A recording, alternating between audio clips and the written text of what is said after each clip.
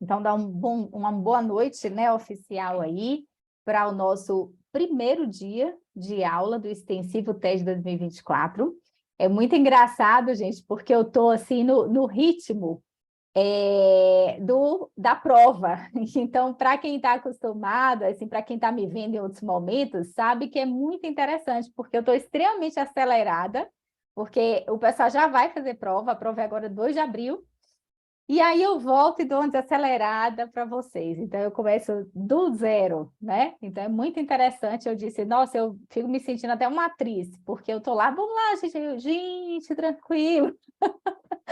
Então, eu tenho que dosar isso aí, né? Porque eu estou no ritmo mesmo do pessoal, né? Já está agora nos últimos cursos, vão ter presencial para essa prova, né? Então, é cansativo, mas é bem gratificante, né? Então, daqui a pouco aí você já tem notícia de quem passou, quem não passou, né? Aí vem segunda fase. Então, é um ano, gente, de escolhas, certo? E quando a gente falando de escolha, a gente precisa realmente pensar sobre nossas prioridades. Claro que prioridade, obviamente, sempre vai ser nossos entes queridos, nossa família, né? Para quem tem filho, sempre vai ser. Mas a gente fala em termos de prioridade, temporariamente, a gente vai dar mais atenção a algo que a gente está almejando muito. Para muitos aqui, para muitos que vão fazer a prova agora, e para muitos alunos que passaram por nós, né, que foram nossos alunos, e para outros colegas, é realmente um sonho passar no TED. E por que chega a ser um sonho? Porque isso abre muitas portas.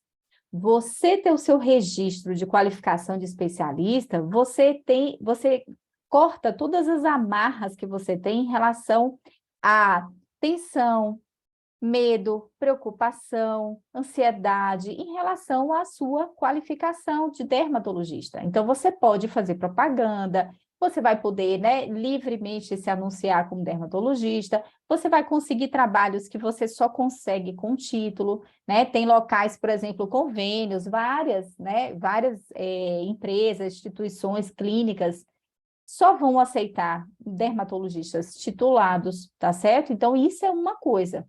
A outra coisa é que a gente, por si, né, o médico por natureza, ele já tem a questão do estudo, né? A gente já tem isso, a gente já passou por muitas peneiras na vida, né?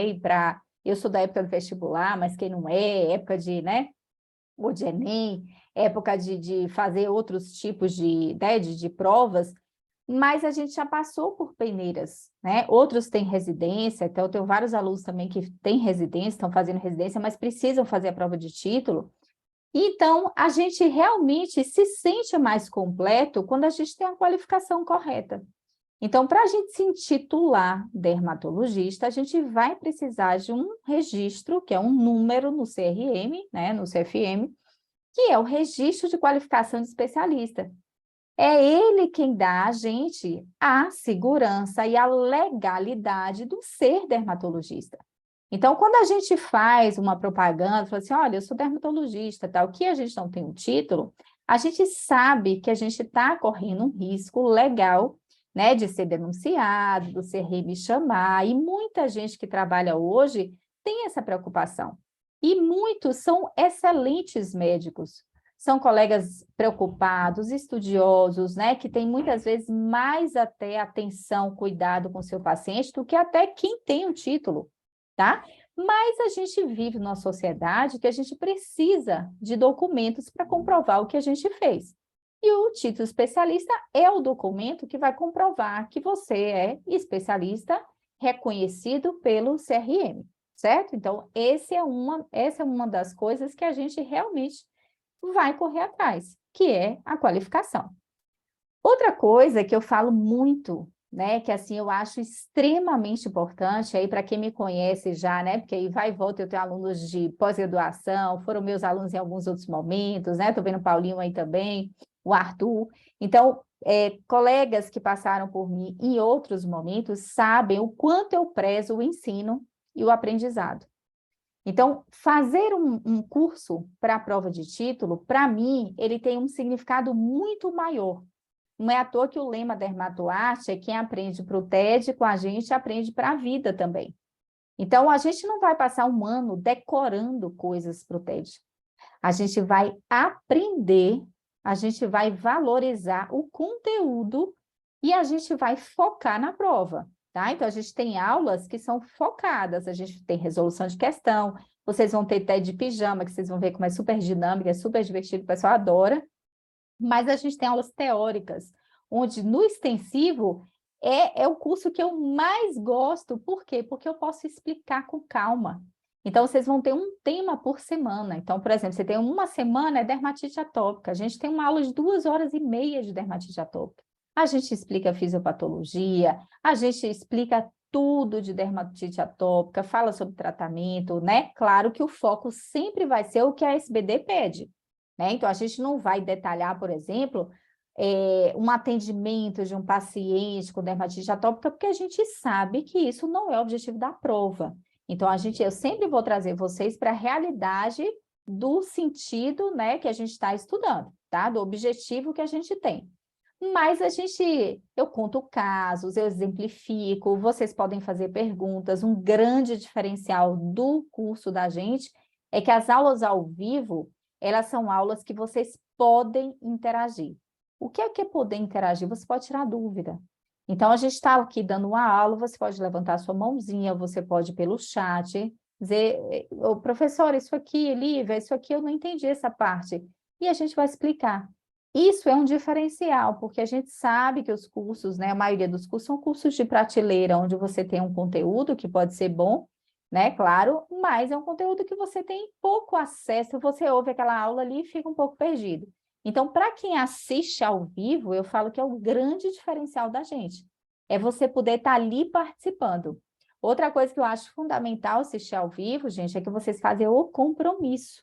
Fala assim, ó, toda terça e quarta eu tenho aula, tá? Porque, infelizmente, vocês vão perceber que é uma maratona.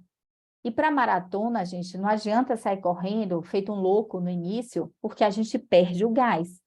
Então, a gente tem que ir num certo ritmo, tá? Então, sabendo disso, né, eu já tenho aí, eu comecei a dar aula, quando eu passei na prova, foi 2016, né? Então, eu já tenho aí 7 anos de ensino aí para o TED, e eu fiz a prova 2 vezes antes de passar. Então, eu passei na terceira vez, né? Eu gosto sempre de falar a minha história, porque quem está fazendo a prova, às vezes fala assim, poxa, mas ali, aí começa. Aí quem me conhece fala assim, nossa, mas a Lívia sabe muito, né? Só que, gente, a gente percorre um caminho. Eu estive no lugar de vocês. Eu estive com várias dúvidas, vários assuntos que eu falava, gente, esse assunto não entra na minha cabeça, tá? E aí vocês vão ver que eu já sei vários assuntos, porque eu passei por isso. E Estilocitose eu não conseguia gravar de jeito nenhum, sabe? E eu fui criando mecanismos para ensinar e para conseguir decorar, para que facilitasse a trilha de vocês. Então, eu já estive aí e posso falar para vocês, não é fácil, é um caminho árduo, tá? Mas quando a gente fala que não é fácil, não precisa ser ruim, tá? Porque não é porque é difícil, não é porque é pesado, que precisa ser ruim. Então, eu vou ter que estudar. Então, realmente, eu queria que vocês encarassem esse ano como um ano de desafio, né? Como um ano que vocês vão dedicar parte grande das horas de vida de vocês para se dedicar realmente ao estudo para o TED, para a prova de título. Porque, gente, não dá para fazer mais ou menos. Eu tenho alunos, né? A gente tem alunos que passaram só fazendo um intensivo, por exemplo. Tem. É a minoria, tá? A maioria, gente, faz prova mais de uma vez. Eu fiz a prova 3 vezes, né? Fiz acho que 2012, 2010, sei lá, assim, já tem um tempo. Eu sou formada há 20 anos em médica e em dermato eu tenho mais de 11 anos de exercer aí no total. E fiz a prova de título e passei em 2016, tá? Eu estava com um filho muito pequenininho, 2012, acho que 2010, e aí eu fiz a prova, como muita gente vai fazer a prova, sem ter noção. E aí eu gosto de contar para vocês perceberem como são as coisas. Eu cheguei lá e caiu um tanto de acne na minha prova. Eu falei assim, o que eu vou estudar, né? A primeira prova não tem nada, gente. Eu fui lá achando que era uma prova normal, que você vai lá e... Cheguei lá, na minha época, de manhã era a prova teórica, e de tarde era prova prática, tá? Era assim, na minha época. Aí, cheguei lá, passei na prova teórica, que fiz lá constar 60%, né, um pouquinho mais, e perdi na prova prática. Então, eu perdi essa vez. Aí, fui fazer, acho que uns 2 anos depois. Aí, eu estava com um menininho de 9 meses. Foi época de mulher ter filho, né? Aí, eu fui fazer a prova, cheguei lá, perdi na teórica e passei na prática. E mais ou menos foi assim, 3 questões, 2 questões, né? Mas gente, eu nem chateada fiquei. Sério mesmo, porque quando a gente sabe que a gente não fez, que a gente não estudou, não se dedicou, a gente tem consciência, né? Então, se eu passasse, eu ia adorar. Mas eu sabia que eu não merecia passar. Eu não estudei, assim. Quando chegou um mês antes que o edital saiu, eu falei, eu vou fazer esse ano. E era assim, 1 mês e pouco, porque edital, gente, sai perto da prova, uns 2 meses, não sai antes disso, não. Aí eu disse assim, bom, eu vou estudar síndrome, porque o resto, pô, tranquilo, né? Então, os outros assuntos, eu sempre fui estudiosa, estudei muito na pós, então eu estava sabendo tudo. Cheguei lá, caiu um tanto de acne, eu não sabia nada. Gente, sabe o que é nada? Eu olhei a questão de acne e falei, meu Deus, isso é acne? E aí tomei aquele choque e, claro, foi essa segunda vez que eu perdi, né? E aí perdi na teórica, porque eu não sabia mesmo, não sabia assuntos básicos. Aí pronto, eu falei, olha, agora eu só vou fazer essa prova quando eu for estudar. Eu até então não conhecia o universo de curso, não conhecia nada. Eu fui assim, simplesmente estudei sozinha, peguei uns dias assim, tirei 3 semanas para dar uma estudada e pronto. O menino pequeno, né? Vocês já sabem como é que é. Aí, quando chegou em 2015, eu falei, não, eu vou me preparar agora para a prova, né, do ano que vem. E aí, eu realmente, aí procurei um curso, né, na época eu fiz o Cássio e tal, fiz um curso de dermatopato com a professora Ruth, né, foram pessoas que, para mim, foram excelentes e tudo. E aí, realmente, eu estudei. E aí, o meu foco foi a prova. Então, eu passei um ano me dedicando. Filho pequeno, tá? Então, 2 meninos, eu tenho 2 meninos pequenos, né? Que dependem da mãe, a gente sabe que a mãe é o suporte. Eu gosto sempre de falar isso, porque eu tenho muita aluna mulher, né? Nós somos a maioria, então é comum essa faixa aí de vocês, ou ter filho pequenininho, ou tá querendo engravidar, um monte de aluna grávida. Então, eu gosto de mostrar para vocês a realidade, tá? Porque a gente vai conviver muito e vocês vão ver que eu sou muito transparente. Então, eu gosto de contar para vocês a realidade, eu não vou florear as coisas, mas eu vou deixar as coisas mais leves.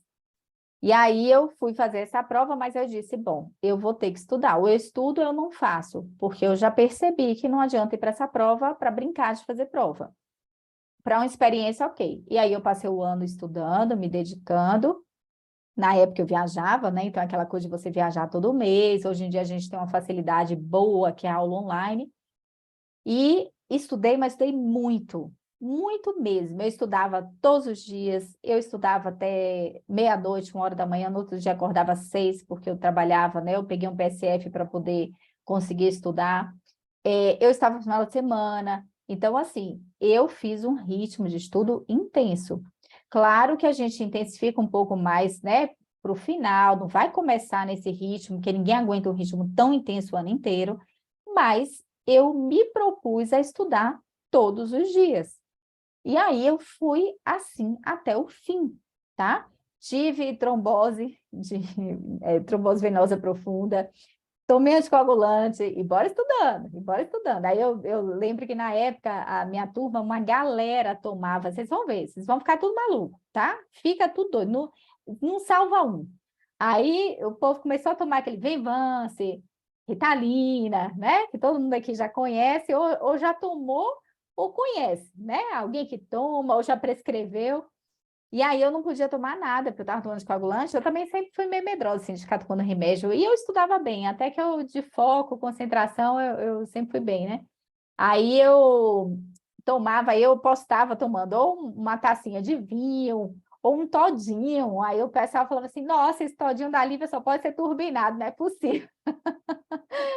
E aí eu fui ficando referência da minha turma, né? Então eu fui. Aí eu mandava tudo no grupo, gente, isso aqui tem cara de prova, não sei o quê. E eu comecei a ensinar enquanto eu estava estudando. E aí, realmente, estudei muito. E aí, eu estava sabendo muito. Eu fui muito preparada, sabe? Assim, seria uma surpresa para mim se eu não passasse. De verdade, eu falo a vocês, aqui não, eu não tenho filtro. E aí, realmente, quando eu fiz a prova, eu falei, não, eu acho que deu. Realmente deu. Eu fiz, acho que 58 questões, aí com anulada foi para 60, tá? Mas eu estava sabendo muito. E mesmo assim, né? É difícil essa prova você encontrar alguém que fez 60 e tantos, 70 questões. Nossa, é dificílimo, tá? A média do pessoal que faz bem é fazer umas 60 questões, certo? Mas vocês precisam fazer 48. É 60%. E vocês não têm concorrente externo, é vocês com vocês, tá? Então, essa é uma coisa boa, porque vocês podem se unir. Então, vários alunos fazem muitas amizades. Eu tenho uma grande amiga, que é minha parceira na Cândida, que deu aula comigo por um tempo, que eu conheci estudando para o TED, uma pessoa que eu levei para a vida, várias outras pessoas. Então, vocês se encontram, vocês acabam fazendo grupos, a gente convive o ano inteiro no WhatsApp, então a gente acaba tendo amizades mesmo, que vocês vão levar para a vida. E são pessoas que vão compartilhar com vocês o mesmo sonho. Porque, às vezes, é difícil uma pessoa externa dizer, nossa, está estudando demais, pelo amor de Deus, né? É comum, porque tem gente que não tem noção. Então, quando a gente está no mesmo meio de pessoas que comungam das mesmas dificuldades, dos mesmos sonhos e do mesmo dia a dia que a gente se sente pertencido. Então, a gente sente ali que aquele grupo ali é meio que uma família. Então, é isso que acaba acontecendo naturalmente. A gente não precisa fazer nada. Naturalmente, vocês vão se sentir pertencidos ao grupo Dermatoarte, aos colegas, a gente forma todo mundo aí uma família, né? A Luíse, você está aí, Luíse? A Luíse deve ter ajudado vários de vocês. Você está aí, Lu? Você não tá aí. Luíse? A Luíse, gente, não sei se ela está aí agora, mas a Luíse é minha sobrinha, tá? Minha filhada e minha sócia administrativa, então toda a parte que eu não tenho ideia é a Luíse que resolve, então é coisa de entrar, é a parte da tecnologia, é a parte administrativa, tá certo? Então é ela que me dá esse suporte grande, né? Então nós somos um time mesmo. Temos por trás do Dermatoarte o Adriano, que é meu noivo, que é da parte jurídica, né, que dá uma assessoria para a gente, e o Marco, que é o marido da Luísa, que é da parte TI, foi quem desenvolveu a plataforma, tá? Que vocês vão ter acesso, aí vocês vão ver que a plataforma vocês têm acesso às aulas, material, simulado, vai ter tudo pela plataforma, tá certo? Hoje a gente vai fazer algumas coisinhas, eu vou mostrar alguns conteúdos para vocês, tá certo? Essa aula tá valendo. Essas coisas que eu estou falando para vocês aqui, gente, são fundamentais, tá? Porque vocês precisam saber onde vocês estão entrando. E eu não gosto de esconder jogo, tá? Então, sempre vai ser muito Lívia, dá, olha, dá. Olha, não sei não, eu acho que talvez não dê. Então, eu vou sempre falar para vocês a minha real opinião. Com muito carinho, muito cuidado, porque eu sou uma pessoa realmente acolhedora, eu gosto muito das pessoas, então o pessoal diz que eu faço terapia com os alunos, né? Mas eu gosto, eu me importo com vocês, então se vocês permitirem, eu vou saber das coisas de vocês, vou me importar, tá? Porque é o meu perfil. E a Luíse dá esse suporte todo para a gente, tá? Então, eu gosto de falar isso para vocês porque a gente precisa saber que caminhada que a gente vai fazer. Não dá para você levar uma aguinha, né? Achando que você vai dar uma corridinha, e, na verdade, você vai fazer uma maratona. Então, você tem que estar abastecido, você tem que estar, né? Fez seu check-up antes, para você saber que você dá conta, certo? Então, é um preparo que vocês precisam. Então, eu gosto sempre de começar o curso, né? A gente começa um pouco antes do conteúdo teórico, que é para poder vocês se ambientarem, né, organizarem cronograma de estudo. Então, eu vou ajudar vocês a fazer cronograma de estudo. Lívia, não tenho a menor ideia. Teve uma colega aí, que eu não sei se ela está aí, acho que foi a Letícia, que me perguntou, Lívia, quanto tempo que eu preciso para poder estudar? Horas por semana, tá? Então, a gente tem uma média de 20 horas por semana de estudo, é uma média boa, tá? Mas tem gente, que não vai conseguir, porque trabalha muito, porque tem filho pequeno, porque não conseguiu organizar a vida ainda, então a gente vai adaptando para cada pessoa, tá? Uma coisa que eu falo a vocês, se vocês mantiverem as aulas em dia, vocês já estão lá na frente. Porque mesmo que você não consiga ter as 20 horas de estudo, se você tem sempre as aulas em dia, você está sempre com os assuntos em dia. Você não deixa acumular, tá? Então, essas são coisas, assim, fundamentais. Na aula que vem, a gente vai ter o pessoal do jurídico para poder falar um pouquinho com vocês sobre edital, tá certo? Mostrar um pouco, assim, os requisitos do edital, o que é que vocês precisam, né? Então, já vale a pena correr atrás dos documentos, não deixar nada para a última hora, tá certo?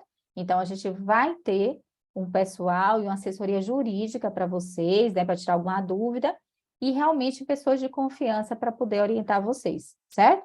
Na outra aula também, vocês vão ter uma palestra do Pedro Cordier, para quem já conhece aí, né? Alguns alunos meus já conhecem, é meu irmão, e ele tem uma formação gigante, extensa, na parte de neurolinguística, na parte de psicoterapia, tá? Então, ele vai falar para vocês sobre foco, sobre persistência, sobre como você manter essa chama do estudo acesa até o final, tá certo? Então, vocês vão ter esse suporte no curso. Então, além dos primeiros contatos, a gente vai ter outros contatos, tudo incluso no curso de vocês, para que vocês mantenham essa caminhada de forma, né, mais consistente.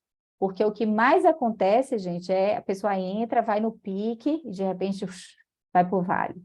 E aí vai, desanima, e depois é um guindaste para levar de novo, aí vai de novo, né? Então, a gente precisa sempre manter uma constância, né? Melhor do que a gente ficar, estuda uma semana direto, a outra a gente passa 2 semanas sem ver nada.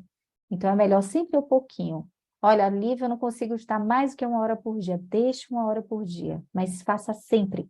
Crie seu hábito, faça sempre. É melhor do que você fazer uma semana inteira e outra semana não fazer, porque a gente não cria constância, tá? A gente precisa criar conexões cerebrais, sinapses cerebrais para o estudo, para aqueles assuntos, então a gente precisa da constância, tá?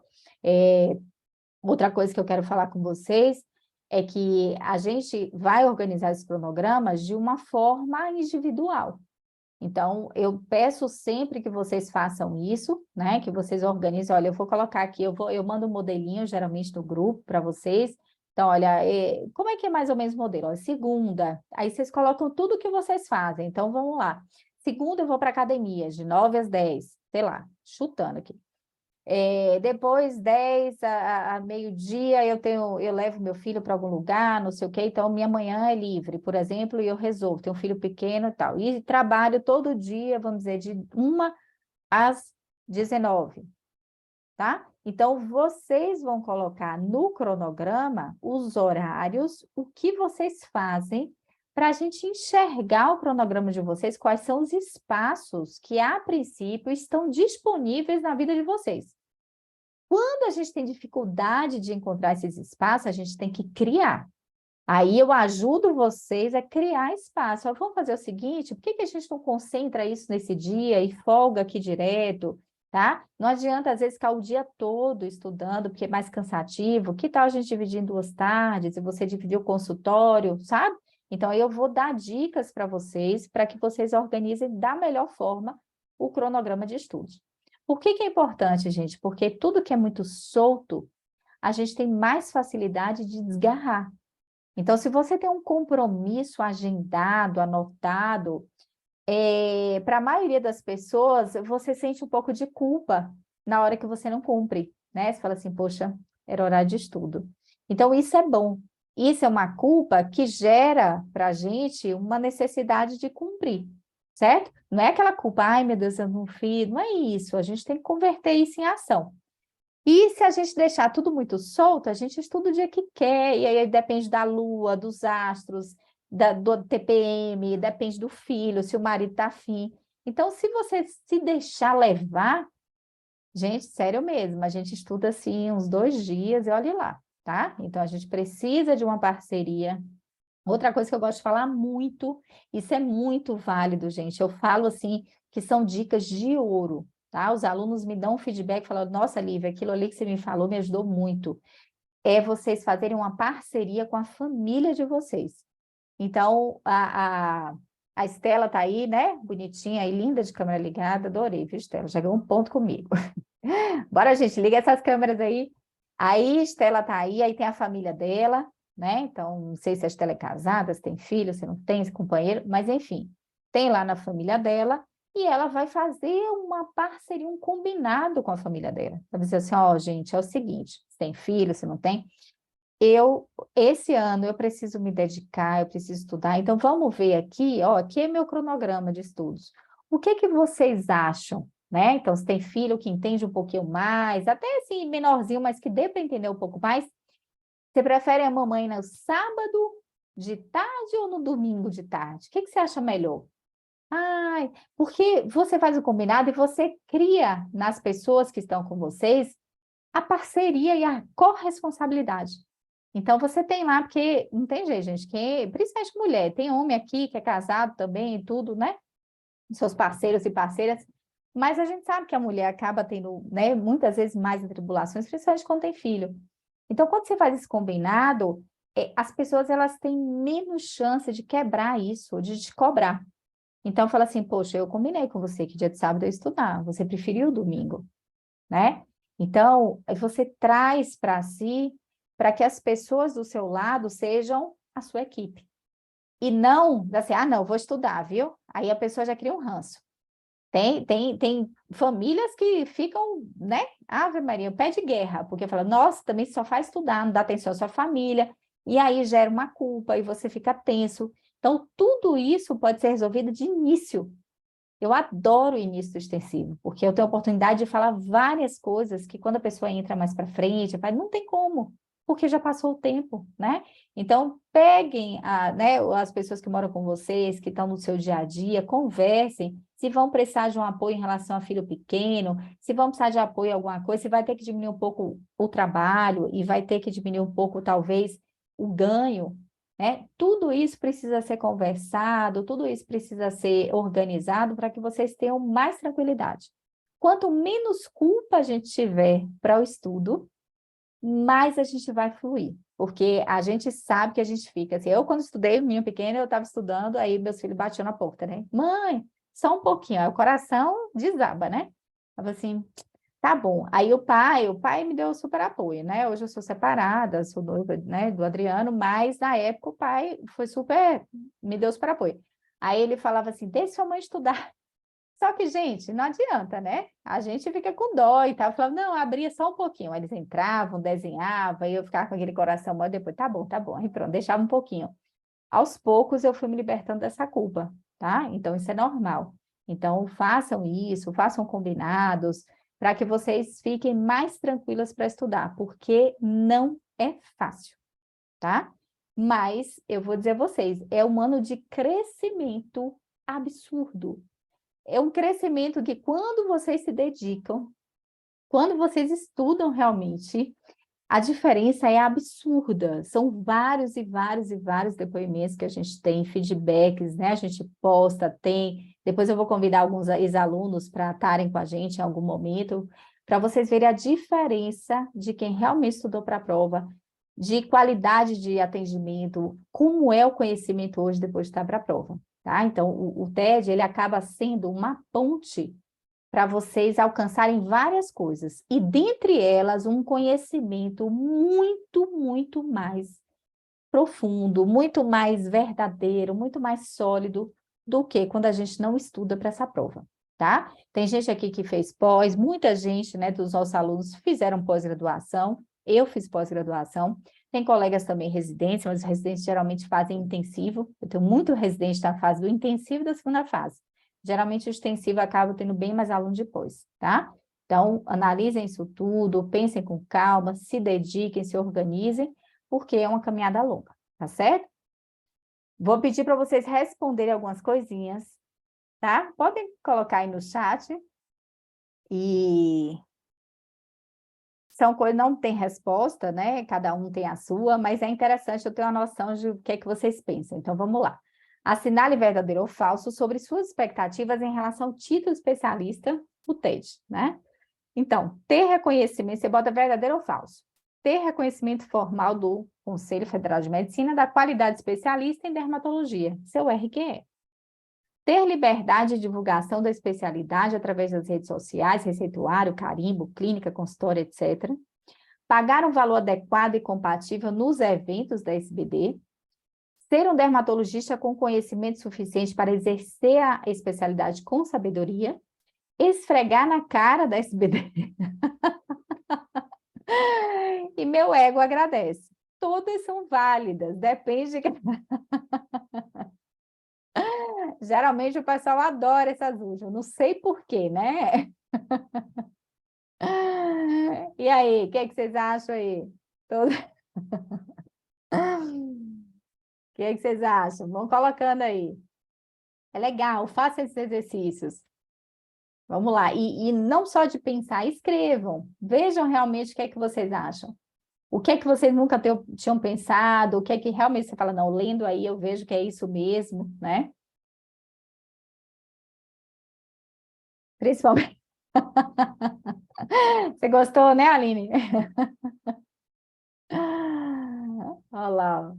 É, menino, porque tem coisa, gente, que aí a gente, né, dá uma filtrada. A única coisa que eu filtro um pouco é ser muito agressiva, né, com as coisas, porque, enfim, né?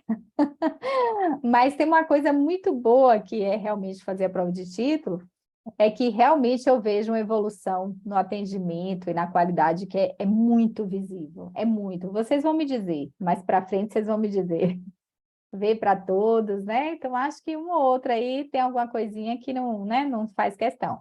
Mas a maioria... Ó, Carol, você não tá afim dos eventos, não, mas vou te falar, a diferença é absurda.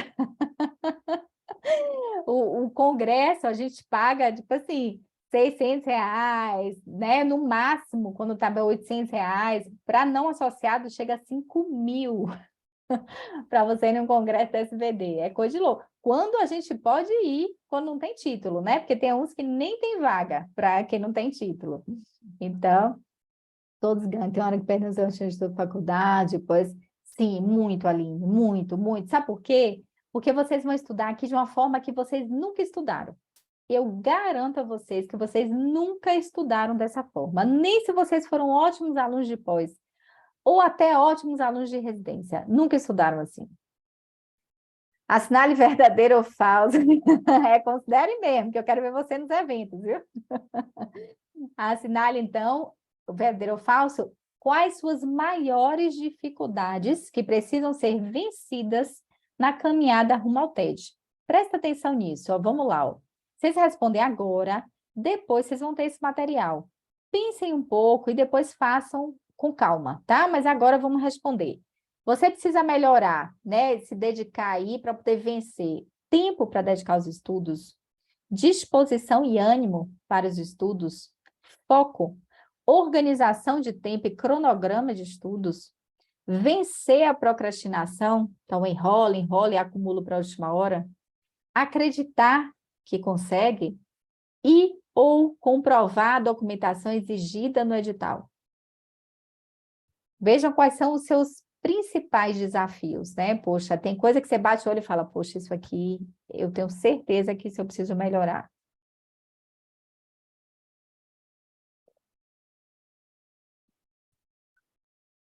Tempo.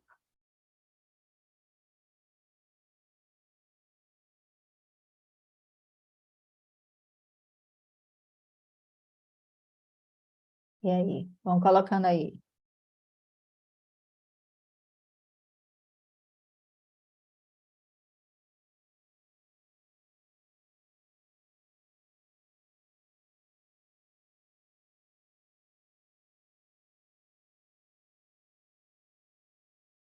Tempo. Você vê que tempo é algo que é comum, né? A gente ter dificuldade de administrar o tempo, né? Hoje, para todo mundo, é muito difícil, né? A gente organizar tempo porque a gente trabalha, né? Tem família, tem as coisas, às vezes trabalha muito, né? O Carol colocou aí cronograma, né? Que é algo importante, ó, que seria esse aqui. Então, às vezes você tem tempo. Eu já tive aluno, gente, de ter tempo disponível, tempo mesmo. Não estava trabalhando muito, estava super tranquilo de tempo.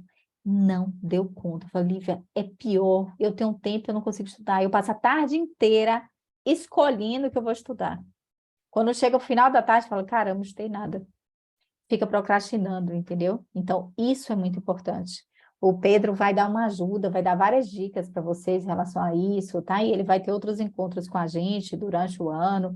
Então, preste atenção nisso, se vocês têm algum sabotador, algum entrave, né, de você, exatamente. Então, quando eu estudei, eu estava trabalhando, eu trabalhava de 7 às 7, porque eu queria folgar um dia. Então, eu peguei um PSF aqui, eu sou baiana, para quem não sabe, mas eu moro em BH, então meu sotaque, ele, né, ele tem uma misturinha aí. Quando eu fico bem agitada, eu fico bem baiana, né? E quando eu estou mais tranquila, eu puxo um pouquinho mais mineiro. E aí, eu vim para cá e aí peguei um PSF justamente com esse intuito. Então, eu trabalhava de 7 às 7 durante 4 dias e folgava a sexta, porque eu viajava uma vez por mês, então eu consegui isso aí. Então, eu chegava em casa acabada, porque eu saía de casa 6 e pouca e voltava às 7, alguma coisa da noite, com o menino pequeno para chegar, para cuidar de mim. Eu começava a estudar de noite, 9, 9h30 da noite. Eu começava a estudar, porque eu botava meus meninos para dormir e aí eu ia estudar. Claro, com sono, respirava fundo e vamos embora.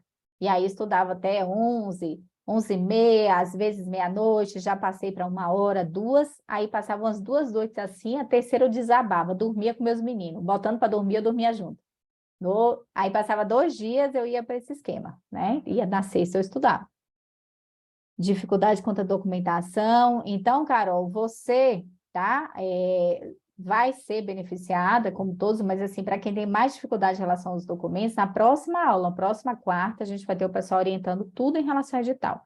E o edital, ele tem se mantido até com a constante, tá, Carol? Já tem alguns anos que a gente não tem grandes mudanças do edital, certo? Então, a gente vai mostrar o edital para vocês, vai dizer as coisas mais, né? O que que geralmente pode, não pode, tá bom? Então, é na próxima quarta.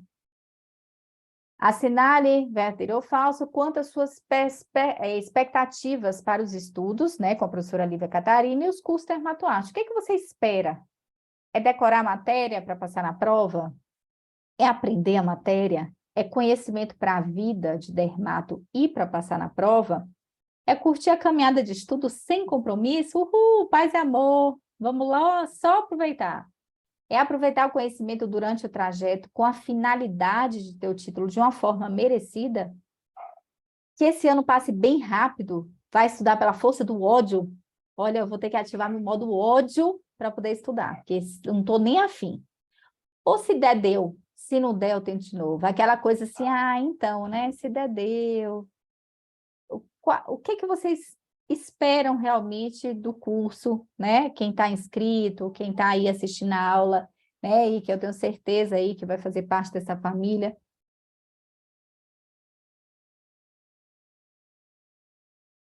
Oh, eu botei desculpa, tá, gente? Eu confundo porque é até 2024, tá? É porque eu fico com essa prova agora na cabeça que o pessoal vai fazer agora, toda hora eu tenho que consertar, porque eu fico um tempão com até 2023 na cabeça. Pode acontecer, tá? 2024.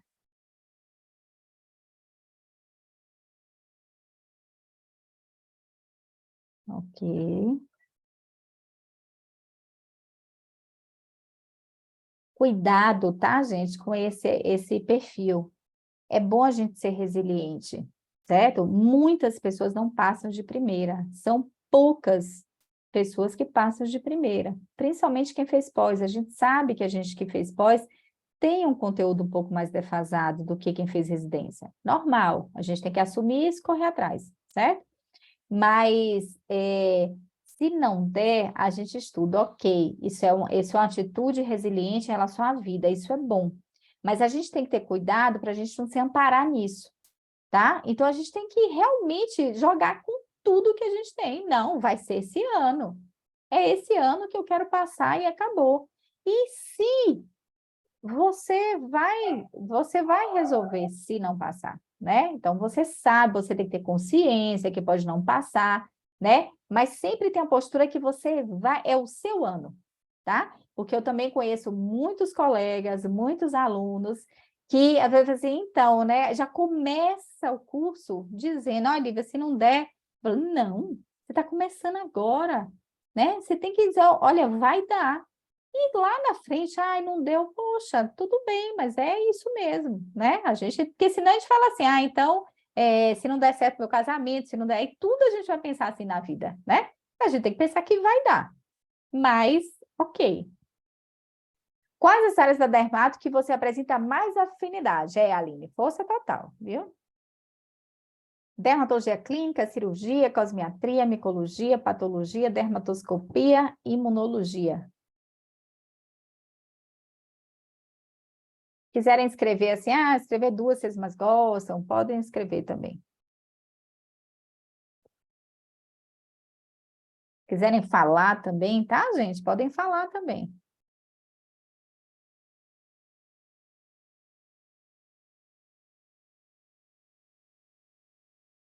Clínica, cirurgia, cosmiatria clínica, clínica, cirurgia, dermatoscopia.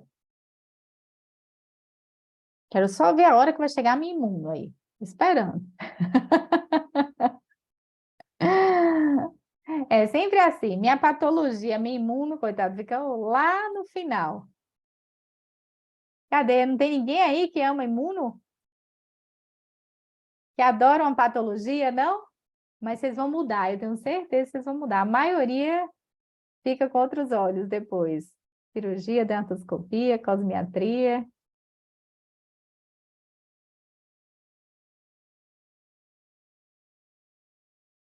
Derrubeciona. Ah, vai entrar, Ellen. Ellen, você vai ser. Você vai ser a referência. Pode ter certeza, vai ser a referência. Eu quero esse depoimento. E depois me diz assim, nossa, eu amo patologia. Vocês vão ver, viu? Anota isso aí, tá, gente? Anota aí. Ainda bem que essa aula fica gravada. Olha lá, ó. Vai, será? Qual a sua opção preferida de estudo? A, assuntos com mais imuno, assuntos com menos imuno. Deixa eu explicar. Por exemplo, hanseníase. Hanseníase você tem toda a imunologia para você entender a doença. Aí você pega uma doença tipo lá, por exemplo, dermatozoonoses. Não tem explicação de fisiopatologia, né? Praticamente. Não tem explicação de imuno. Então, tem doenças que a gente estuda, dermatite atópica, psoríase. Então, tem toda a explicação e você tem a outra parte mais decoreba, né? E tem doença que é mais decoreba mesmo. Qual o tipo que vocês mais gostam, A ou B? Com menos. Você sabe que a campeã, a aula que o pessoal mais... Eu adoro, gente. Gente, eu adoro desafio. Não tem jeito, adoro. A aula que o pessoal mais gostou ano passado foi a aula de leishmaniose.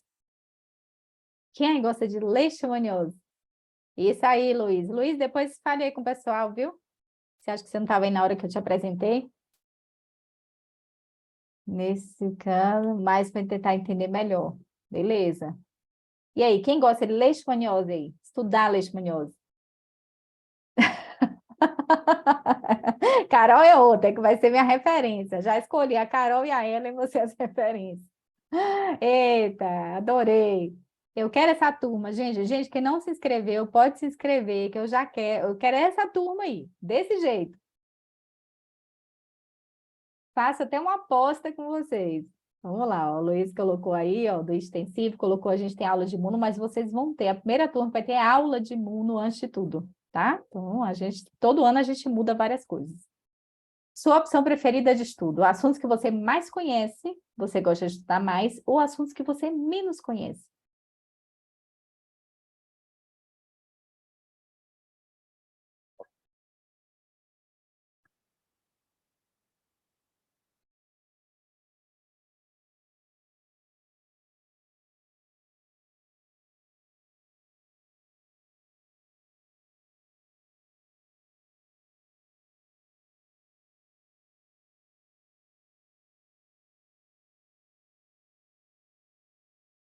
Mais conheço, menos. O que a gente conhece, gente, é mais confortável, né? Tem vários estudos sobre aprendizado, falando que quando a gente conhece mais o assunto e a gente vê mais vezes, a gente começa a ter menos ranço, mais afinidade, só pelo fato de ser conhecido. né? Então, às vezes, você tem uma birra com alguém e fala, nossa, eu não gosto daquela pessoa, nem conhece. Aí, quando você conhece, você pode até não amar, mas você vê uma vez, duas, aquilo se torna familiar. E tudo que se torna familiar, tira um pouco dessa questão de você não odiar, de você detestar, tá? Então, hoje é o dermato, porque não aprendi nada. Pois é, dermato é uma matéria, é um tema que, na verdade, a gente quase não vê, né? Eu também vi um cheiro de dermato. Eu passei no ambulatório aqueles 3 meses, né, que você faz rodízio, e foi, assim, uma coisinha que eu vi de dermato, né? Então, eu só fui me aproximar com o dermato, ó, muito tempo depois. Leite.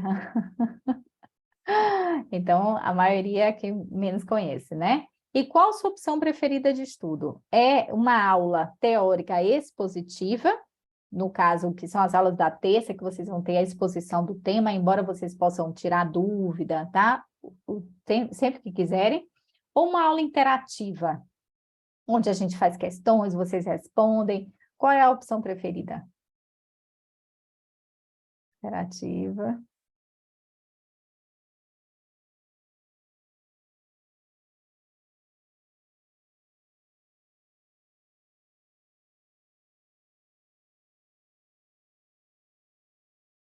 É, se for igual, podem colocar as duas, não tem problema. Se para vocês gostam das duas, é ótimo, né? Mescla.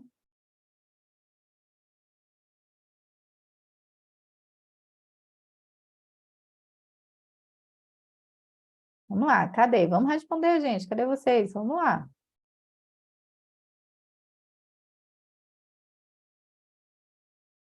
Tudo que vocês falam, tudo que respondem, os cursos, gente, não são iguais. Quem fez o extensivo 2022 e que fez 2023, porque infelizmente tem gente que não passa, teve um curso totalmente diferente. Totalmente. Eu não repeti um pijama, nenhum. Eu tenho material, mas eu misturo, tá? Então, eu não repeti um pijama. Mas não é esse pijama. Não é o pijama que eu vesti, não. É a aula, tá? O pijama eu vou repetir, pelo amor de Deus, né, gente? Porque senão tô frita. Eu vou trabalhar só para comprar pijama. Calma. Na verdade, eu não repeti as aulas, né? E aí eu mesclo material. Então, assim, tudo. A gente fez quiz novo, várias coisas novas, tá? A gente mudou um tanto de coisa de material. Esse ano saiu Belda novo, tá? Já conversei com o professor Paulo Criado, que eu adoro. E aí ele falou que está previsto para provavelmente maio. Ele falou assim, no máximo junho. Então, gente, o que é que vocês vão ter de diferente em relação ao ano passado, por exemplo? O material está tão lindo, gente, todo redondinho. Gente, pensa em material lindo. A gente vai ter que mudar. Cada ano é um processo, mas enfim.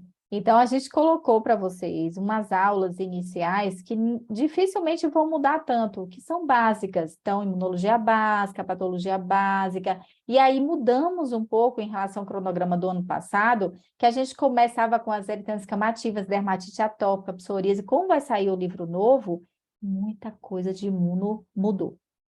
Muita coisa, tá? Então, eu não posso começar com uma aula que eu sei que quando sair o Belda vai estar diferente. Eu já sei, porque eu acompanho né, a atualização. Então, a gente vai começar com assuntos que foram revistos mais recentemente, que são assuntos mais secundários ou que não tem tanto imuno, para que a gente tenha tempo hábil de fazer a aula para vocês já com livro novo, tá? Para que vocês não tenham que ver e depois a gente tem que, ó, tira esta cabeça, vamos colocar de outra forma, tá bom? Porque isso vai acontecer algumas doenças, tá bom?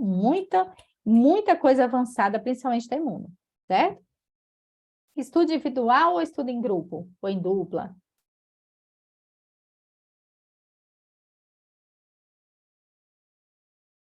A aula de imuno, a Luísa está me passando aí, que vai ser dia 18 de abril, tá? Individual. E aí, gente, no extensivo é ótimo que a gente tem tempo. Então, assim, a gente ano passado fez seminário, foi muito legal. O pessoal, a gente organizou uns temas e o pessoal apresentou, e aí foi muito legal, assim, vocês estudarem um pouco de uma forma diferente, apresentaram, esse material ficou para estudo de vocês, foi uma experiência incrível, estava extra. Então, extensivo, a gente tem tempo de fazer várias coisas, né? Então, por exemplo, eu pedi e eu fiz meio que um laboratório com os alunos, pedindo para cada um escolhesse uma dupla ou um trio, para poder ter algum momento de estudo em grupo, para experimentar.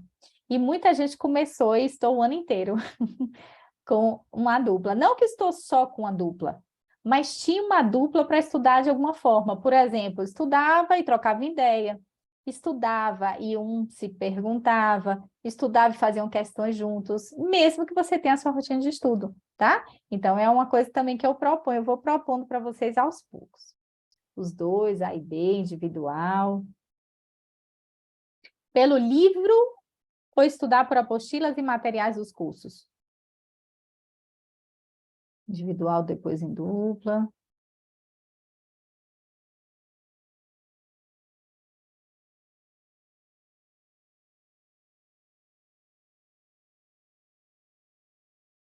Material dos cursos. O pijama, gente, ele é de 1 hora. Hoje, como é uma aula inaugural, que eu falo muita coisa assim, a mais, de dicas e tudo, ele vai até 21h30, tá bom?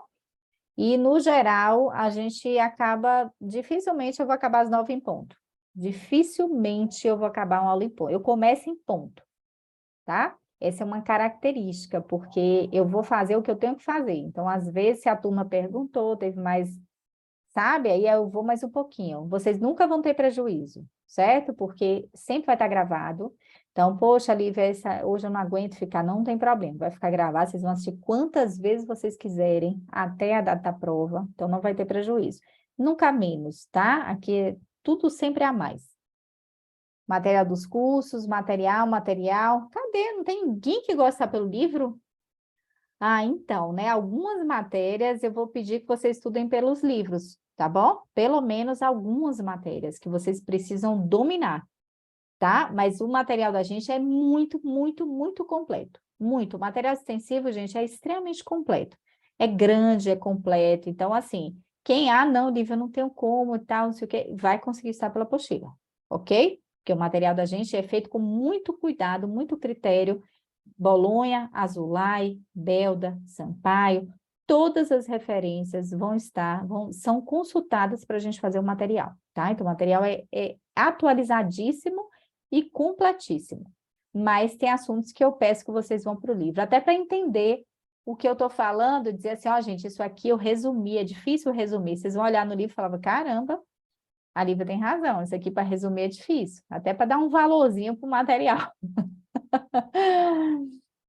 Ok, e agora, com todos esses dados que você colheu sobre você, você vai sentar com calma, né? Quando acabar aí na sua casa, amanhã você vai se organizar e vai organizar os seus estudos do jeitinho que te agrada mais, tá? Sempre com muito foco, determinação, fé e alegria, disposição, que vocês vão entrar numa nova jornada. E ela, em nenhum momento, ela precisa ser ruim, tá? E aí eu gosto sempre de falar assim, que eu não prometo que a nossa caminhada será fácil. Fácil, gente, não tem como, tá? Não é para ninguém. Mas eu garanto que será repleta de muito conteúdo, parceria, leveza e diversão. A gente se diverte e muito, tá?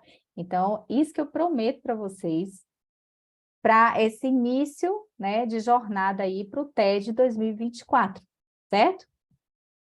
Então, vamos começar o nosso extensivo TED 2024.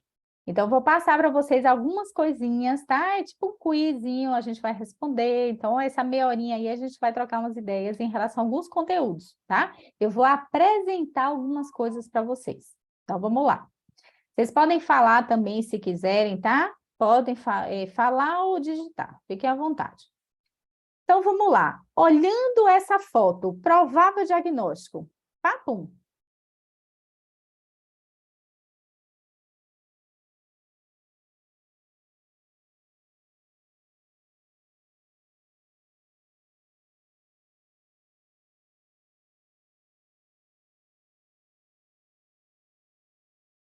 E outra coisa, sem medo de, tá? A gente está aqui, gente, vocês vão perceber que aqui não tem, em nenhum momento, o dermatoarte, né, tem essa característica de apontar, muito pelo contrário, a gente sempre, quando mesmo você fala uma coisa que nem tem nada a ver, vocês vão ver que a forma de eu responder, de orientar vocês é muito tranquila, tá? Então, vocês não precisam ter nem receio de falar alguma coisa errada, mesmo que seja bizarra, porque acontece, eu sempre vou dar uma contornada, tá bom? Fiquem tranquilos.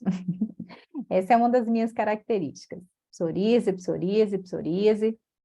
E aí, quem mais? Tem um tanto de gente aí. Vamos lá. Luiz, que diagnóstico é esse, Luiz? A Luísa, gente, ela é, né, formada em marketing digital e faz toda a parte administrativa e tudo, mas ela sabe um tanto de diagnóstico já, tá? Daqui a pouco ela faz a prova de título.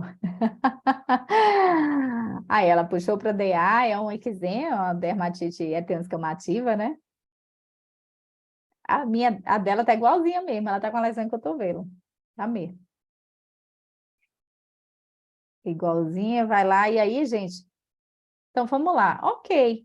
Bateu o olho nessa lesão, a gente pensa em psoríase. Por quê? Morfologia, topografia. Nossa, Lívia, eu vou estar para o TED, vou ficar vendo topografia e morfologia. Aham, porque a gente vai ver que tem um monte de questão na prova que é caso clínico, certo? Além do que, para a gente saber as doenças, a gente primeiro tem que saber como elas se apresentam. Então, para eu pensar num diagnóstico de psoríase ou dermatite atópica, eu tenho que saber que são placas eritêmato-descamativas. Elas fazem parte do capítulo de eritêmato-descamativas, certo? Então, cai lá uma questão. Paciente apresentando placas eritêmato-descamativas. Opa, deve ser aquele capítulo que eu sei que agrupa uma série de doenças, inclusive psoríase, inclusive DA, tá? Agora, vou só mostrar para vocês, vocês vão ter essa aula, não precisa preocupar em gravar isso aqui agora, tá bom? Eu tirei alguns slides do material das aulas, só para vocês terem uma ideia como é que a gente estuda para o TED. Então, psoríase tem um monte de coisa, a gente vai estudar fisiopatologia, um monte de coisa, mas, olha lá, pápulas diminutas ao redor das placas de psoríase indicam uma fase instável da doença. Então, se você tem uma lesão de psoríase, uma placa, e tem umas pápulas menorzinhas de psoríase, né, ao redor dessas placas, você fala, esse paciente tem fase instável. Ele está em processo de piora, ele está na fase instável. Isso é bom para a vida e para a prova, porque cai, tá? O halo de Voronoff, que tem lesões circundadas por um halo pálido, o sinal de Auspitz, que é aquele orvalho sangrante, que é importante para a vida, a gente faz o sinal de Auspitz, né? Geralmente a evolução de uma lesão, ó, começa no centro, e aí a pessoa tem a evolução com lesões psoriáticas anulares. Então, se você tem um paciente com psoríase anular, você vai lembrar que esse paciente, ó, está provavelmente em evolução da doença, ele está em processo de melhora. Isso vai para a vida e vai para a prova, porque já caiu essa frase na prova. E você tem que saber isso aí, tá? Genitália é acometida em até 45% dos doentes. Quem aqui sabia desse dado se não estiver estudando para a prova de título? Ninguém, gente. Quem disser que sabia já viu por algum motivo específico. Ninguém vai lembrar disso. Então, no Bolonha, essa é uma frase do Bolonha, fala que em até 45% a gente tem genitália acometida na psoríase. Isso para a prova, né? E saber que o nosso paciente de psoríase, que muitas vezes a gente não pergunta e nem olha, ele pode ter lesão de genitália, tá? Tem a rupiácea, que tem escamas grosseiras aderentes, a ostrácea, que são escamas concêntricas, né? Geralmente, assim, esse formatozinho concêntrico. Então, aqui é um slide de psoríase que tem várias informações que caem na prova. E são informações importantes para a vida também. Provável diagnóstico. Batendo o olho aqui, o que a gente acha de diagnóstico? Quero ver vocês respondendo, gente. Vamos lá.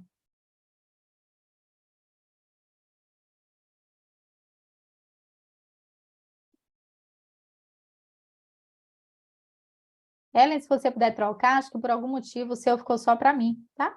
Só para... Ele faz isso às vezes, quando a gente escreve, ele... Molusco, molusco contagioso, molusco. Beleza.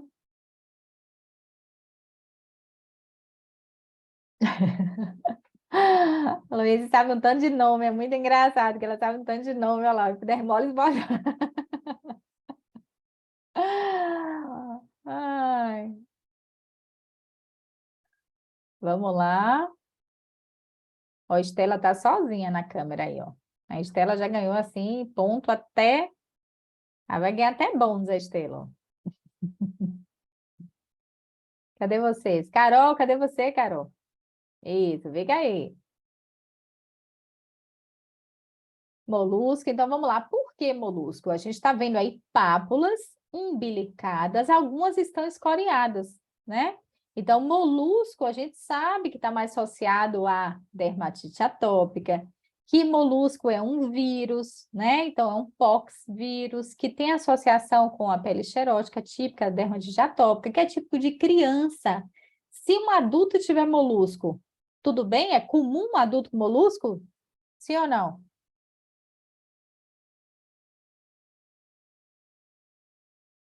Não.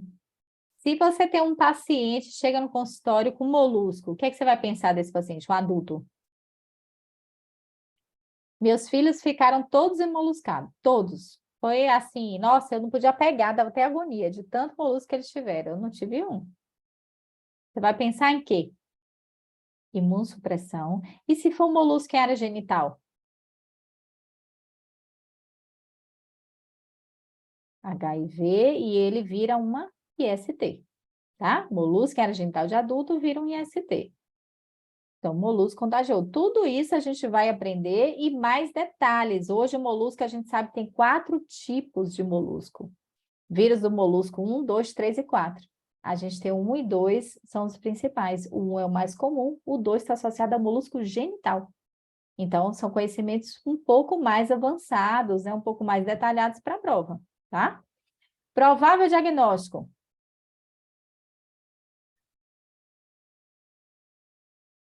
Lembre-se, gente, que a gente viu aí, ó, psoríase e molusco contagioso. Se eu chamar, né, a Luísa vê muita coisa de dermato, então muita coisa ela já vê, mas se eu chamar, assim, a vizinha aqui, vizinha, vem cá rapidinho, bata o olho aqui na sala, ela vai falar psoríase. Porque tem doença que é tão comum que até o leigo vai conhecer. Aí vocês acham que é isso que o pessoal vai perguntar na prova, de título? Como é que vai lhe dar um registro de qualificação de especialista? Você é fim de linha do dermato, sabendo o quê? Uma placa de psoríase? Não. Você não vai ter que saber uma placa de psoríase apenas, você vai ter que saber como é a doença, como é que é o tratamento, vai ter que saber de imunobiológico, para você ter realmente a qualificação de ser um especialista, né? Então, vamos lá. Tinha lúpus. Lúpus o que, Ariana? Areata. Luiz está cheio de diagnóstico aí, viu, menino? Rapaz. Lúpus, tina, areata. Sempre lembrem que tem doença, isso, tem doença que tem sobrenome, tá? Então, lúpus eritematoso, nesse caso aqui, seria o quê? Cutâneo crônico, seria discoide, tá? Porque tem atrofia. Quem dá alopecia com atrofia é cutâneo crônico, tá? Lúpus subagudo não costuma dar atrofia, lúpus agudo não costuma dar. Então, vi uma atrofia, vou pensar em lúpus eritematoso cutâneo crônico, certo? Pedra preta. Pedra preta, ó, é uma doença que só dá, e vocês vão aprender, ó, é uma doença que só dá no pelo. Só pega haste, só pega cutícula. Então, a gente não tem alopécia por pedra preta. Então, pedra preta aqui não seria apropriado, porque aqui tem alopécia, beleza? Nogueira, né? Não sei como é o primeiro nome. Tinha, é um diagnóstico diferencial, mas tinha não costuma dar atrofia, certo? Então, aqui a gente percebe claramente áreas atróficas. Então, aqui o diagnóstico principal aqui seria lúpus. Um dos diagnósticos diferenciais seria líquen planopilar, que é doença, é alopecia cicatricial, tá? Aqui, nitidamente, é cicatricial. Então, areata é uma boa alopecia, mas é não cicatricial. Tinha é não cicatricial, tá? Então, aqui a gente ficaria com alopecia de perfil cicatricial, tá certo? Olha aqui o que a gente trouxe um slide para vocês, ó. Não basta saber que é um cutâneo crônico. Eu tenho que saber, por exemplo, quais são os sinais e sintomas de maior probabilidade de doença sistêmica. Isso, gente, é para a vida e para a prova. Então, eu provo para vocês que muita coisa que a gente estuda para o TED, a gente vai aproveitar. Por quê? É importante ou não é você saber se o seu paciente de lúpus cutâneo crônico, ele tem uma chance maior de ter doença sistêmica? A gente sabe que lúpus cutâneo crônico, na literatura, vai de 5 a 20% de chance de sistematização de doença, ou seja, de virar a doença sistêmica.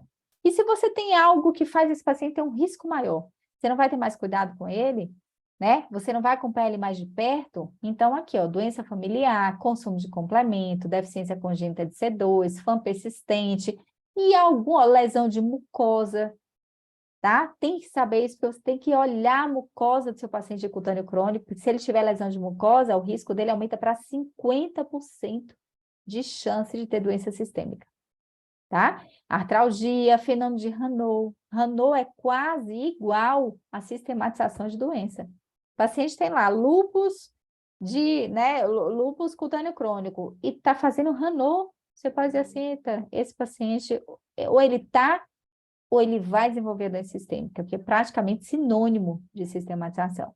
Então, são coisas importantes que a gente vai precisar gravar para a prova, e isso você vai aproveitar para a vida. Então, começou a estudar, já vai aplicar isso no seu consultório, no seu dia a dia. Opa, eu vou atender o paciente de lúpus, deixa eu lembrar aqueles critérios, eu vou perguntar a esse paciente, eu vou ter mais atenção. Por quê? Porque eu vou estar estudando e vou estar aplicando, tá? E a chance de você gravar é maior. Olha lá, ó, manifestações clínicas do lúpus específicas. O que é lesão específica do lúpus? Isso já caiu. São lesões que você tem quando você biopsia o resultado de um anátomo que lhe dá o diagnóstico de lúpus. Chama lesão específica. Quem são? As lesões do lúpus cutâneo crônico, as lesões do cutâneo subagudo, as lesões do cutâneo agudo. Se você biopsiar um paciente de lúpus, por exemplo, e biopsiar lá, ele fez uma vasculite, e você biopsiar a vasculite, vai vir como vasculite, não vai vir como lúpus, porque a vasculite é uma lesão inespecífica. O AP dela vai ser de vasculite, como vasculite de qualquer outra causa. Mas essa lesão, por exemplo, a asa de borboleta, essa lesão que a gente vê no couro cabeludo, se você biopsiar, vai vir critério de dermatite de interface vacuolar, que é a patologia clássica do lúpus discoide, tá? Então, isso tudo a gente vai aprender. Todos esses slides tem nas aulas, tá? Eu só trouxe aqui para ilustrar e vocês vão ter esse material. A gente manda isso para vocês, tá? Provável diagnóstico.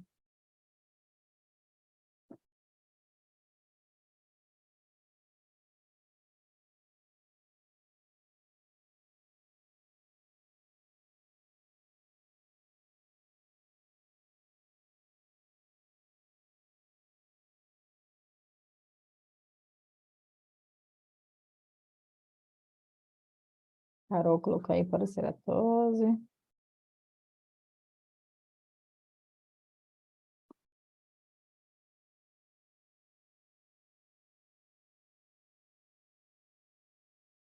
Se é azulado. Não, ele assim tá parecendo. Às vezes pode ficar um tom meio acinzentado mesmo. Mas eu vou dizer a vocês que quando vocês palpam, essa área aqui, ó, é uma área mais áspera, mais altinha e o centro é mais atrófico.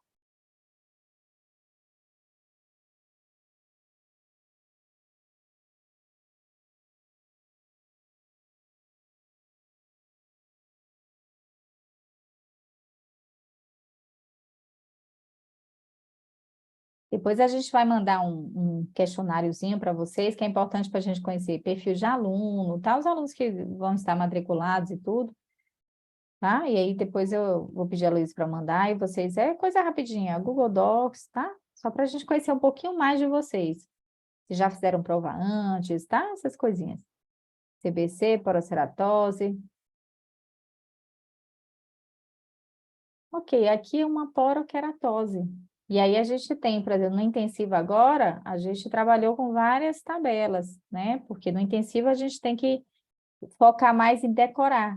Então, aí a gente tem várias tabelas de vários assuntos comparativos, ó. Então, poroqueratose, a gente tem de mibele, actínica superficial, superficial disseminada, palmo plantar disseminada, linear, tá? Então, tem algumas formas de paraceratose e tem as características, ó, que a gente destaca como principais. Não é o meu objetivo agora explicar isso para vocês, tá? Eu trouxe só para vocês verem, por exemplo, um exemplo de tabela que a gente vai ter nos pijamas, que vai ter mais para frente, tá bom? Que a gente realça as coisas principais que vocês têm que saber, certo? E aqui as fotinhas de poroceratose, os tipos, ó, mibeli, né, actínica superficial, que é essa mais comum, que a gente conhece, né, no dia a dia, então tem paciente que fica cheio, palmo plantar disseminada, que é mais rara, poroceratose linear. provável diagnóstico.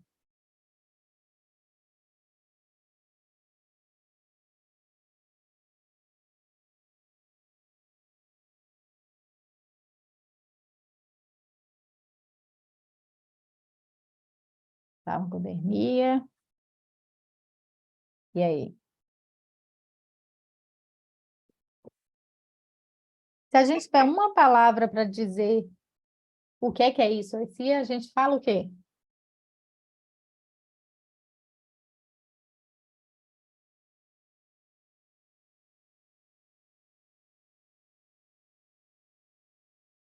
Podem colocar o microfone, gente. Cadê vocês? Não ouvi uma voz de uma alma aí? Fala aí. E aí? Fala que é o que isso aqui?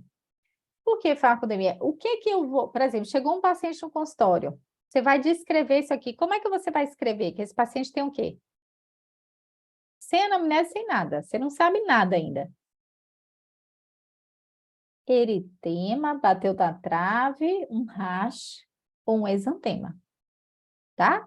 Então, aqui, gente, ou é um exantema ou alguns chamam de rash, é a mesma coisa, tá? Então, por que que eu tenho que ter cuidado? Por exemplo, farmacodermia é uma das causas. Gente, isso aqui pode ser 300 milhões de coisas. Dermatoviroses, horrores podem dar, né? A gente tem quadros, por exemplo, de farmacodermias. A gente tem, inclusive, reações a neoplasias, por exemplo, paranel se manifestando como exantema. Muitas doenças podem dar exantema, doenças bacterianas, tá certo? Então, exantema é algo inespecífico, né? Até zika, Luiz mandou aqui, zika e tal. Então, qualquer uma delas, Covid, gente, uma das lesões de Covid é exantema, certo? Então, não tem como falar. A única coisa que você pode dizer aqui é que o paciente tem um exantema, que parece o exantema morbiliforme. A gente tem vários tipos de exantema, né? Aqui parece um morbiliforme, tem escarlatiniforme, quando parece com escarlatina, né? Pronto, isso aqui pode ser qualquer coisa. Então, a gente coloca exantema. E as causas vai depender. Então, se eu dissesse a vocês, olha, esse paciente estava com uma dor de garganta, a garganta cheia de membrana, cheia de coisa, linfócito elevado, linfócitos atípicos, e aí ele tomou antibiótico e apareceu com isso. Essa descrição é de que doença?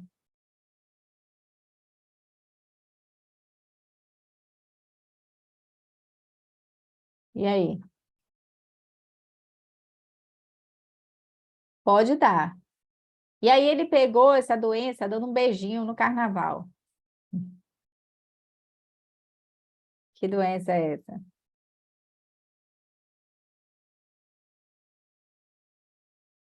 Quem é a doença típica que a gente chama doença do beijo?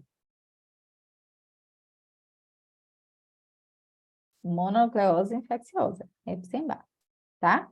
Eu tô falando pela história. Então, linfocitose atípica, lesão, né, de orofaringe, amigdaliana. Aí o paciente apresenta um racha após a medicação, que a gente pode fazer anticorpos, tranquilo ali, anticorpos contra a medicação ou contra o Epstein-Barr, e aí você tem uma reação cruzada com a medicação. Aí parece que é uma alergia à medicação, uma farmacodermia, na verdade não é, tá? É a reação entre os anticorpos cruzados contra o Epstein-Barr que vão contra a medicação, tá? Mas isso, gente, qualquer coisa que eu disser a vocês, vai depender da história, tá? Se é criança, se é adulto, vai ter diferença. Criança, várias viroses podem dar isso, então aqui é um exantema. Então, muitas doenças que vocês vão estudar, e, por exemplo, dermatoviroses, a gente tem que saber o quadro, porque muitas vão ter exantema. Qual é a diferença? A gente tem uma doença em criança que a gente chama de exantema súbito, tá? Como é exantema súbito? A criança tem febre alta, febre altona, 39, 40 graus de febre, 3, 4 dias, depois a febre cessa e ela aparece com exantema. Exantema súbito. Essa história é típica de exantema súbito ou roséola infanto. É pelo herpes 6, tá? Então, a gente vai ter que saber a história. Então, tem doença que a lesão não é suficiente. Olhando aqui, que tipo de lesão seria essa?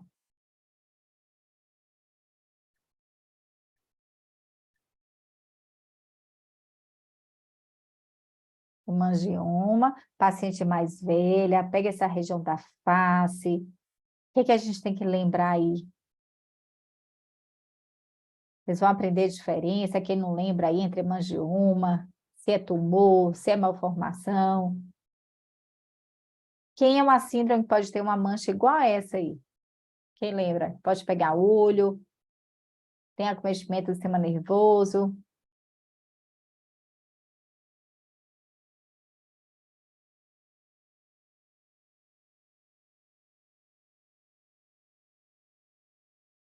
Então, aqui é uma lesão do tipo, né? Alguns colocam, por exemplo, poderia ser hemangioma e tudo, mas aqui é uma lesão do tipo malformação capilar.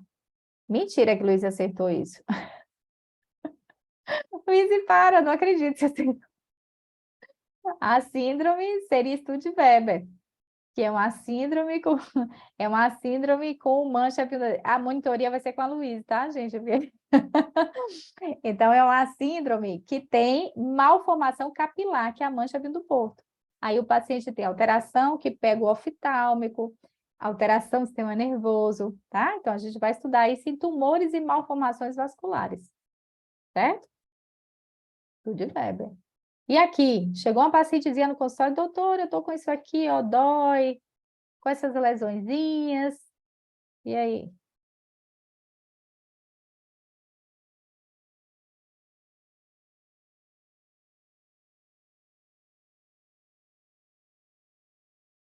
Opa, eritema nodoso, tá? Então, teoricamente, são mais palpáveis do que visíveis.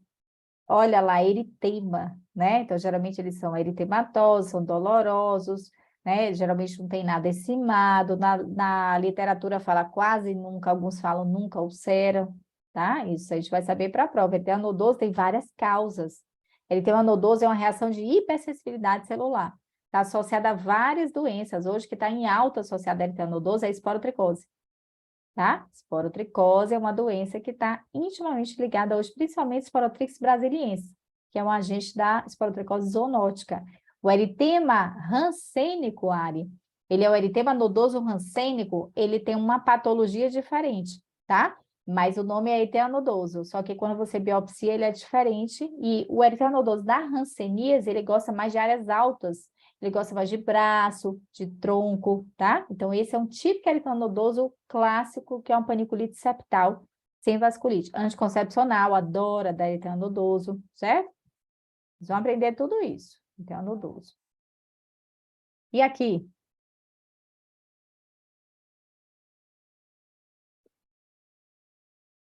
Tem gente do Rio aí? Rio de Janeiro? Tem alguém que mora no Rio?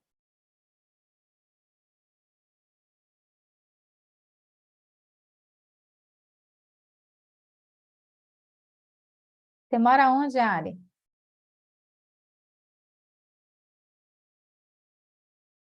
Baitão. Ah, você é baiana também. Olha lá, minha conterrânea. Uhum.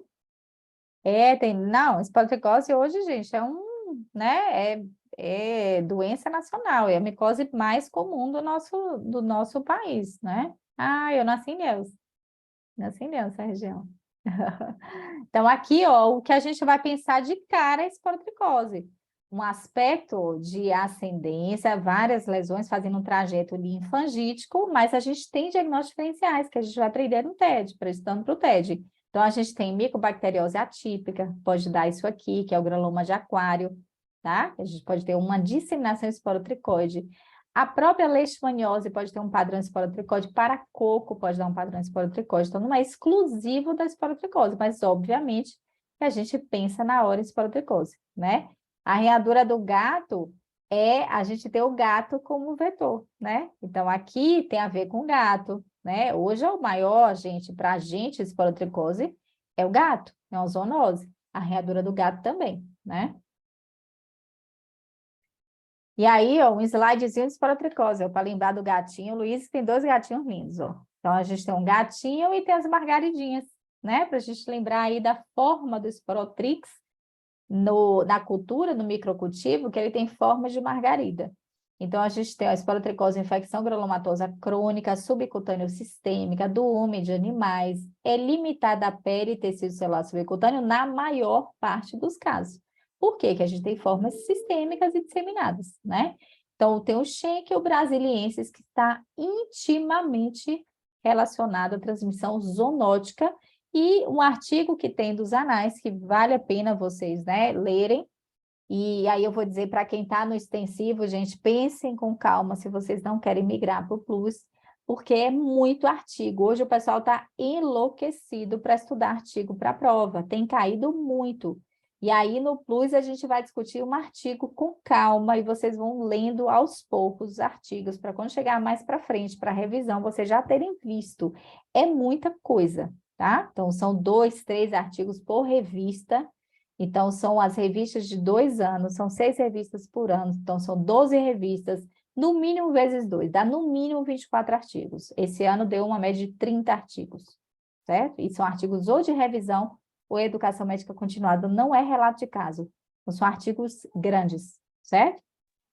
Saprove na natureza e nos animais, ele é um fungo dimórfico, então tem aquela história que ele tem a mudança na temperatura, a infecção por trauma, né, geralmente por inoculação traumática, e a infecção por via inalatória pode ocorrer, porém é rara. Então, a gente vai estudar a esporotricose com detalhes, eu focando para vocês, ó, gente, isso aqui cai, isso já caiu, tá? Então, as aulas, elas vão ter esse perfil, mas eu vou querer que vocês entendam, ó. Não necessita de fatores predisponentes, tem a questão da caça-tatu, mas hoje, ó, principalmente para a gente da epidemia zoonótica, está associada à manipulação de gatos doentes, né? Envolvimento de mucosa não é comum, quando tem é mais ocular, e a forma osteoarticular é a mais comum das formas extracutâneas, certo? Então, aí ele vai, tem várias coisas de esporotricose que a gente vai estudar, esse artigo aqui, ó. Certo? Esporotricose é um artigo excelente, vale a pena ler, independente de curso, de tudo, vale a pena ler para a vida e vale a pena ler também para a prova, tá? Porque esse ano caíram artigos 96 e 97, que foi 2021 e 2022. Esse ano, que é o que sempre cai, né? Todo ano, não tem mudança geralmente em relação a isso, vão cair os de 2022 e 2023. Então, esse é o 97 e cai, vai cair 97, 98, tá? Então, isso vai continuar caindo. E eu acredito que vai cair nessa prova, esporotricose. E aqui, provável diagnóstico. Linguazinha que eles chamam de framboesa. A gente tem umas lesões que são púrpuras, né? Um aspecto púrpura linear nas dobras, descamação, tipicamente nas extremidades, um racha em lixa. TB cutânea também pode dar aquele perfil, né, ali.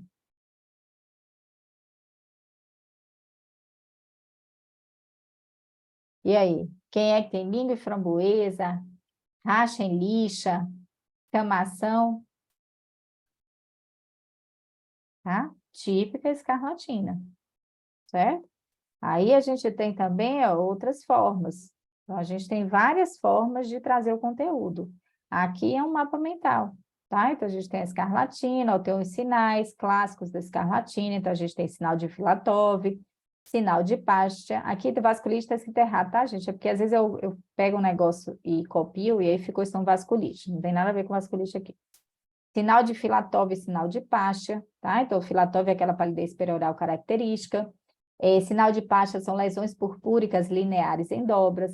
Então, a gente tem, ó, o diagnóstico, como é que a gente faz, a aslocultura, lembrar que ela é causada por streptospiogênese, exotoxinas A, B e C. Por ter 3 exotoxinas possíveis, o paciente, especialmente esse paciente escarlatina, tem possibilidade de recorrência, que pode fazer com a exotoxina A, com a B, com a C, tá? Tipicamente, a porta de entrada, ó, é via aérea superior. Então, geralmente, o paciente é o quê? Uma faringite, né? Uma amidalite.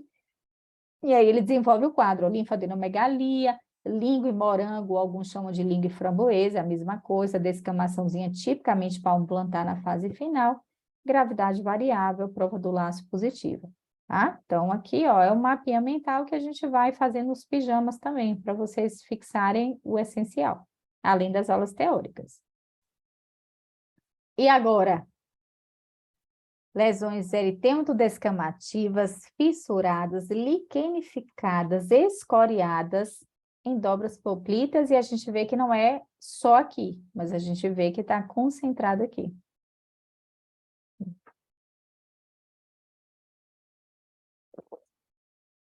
Acabando.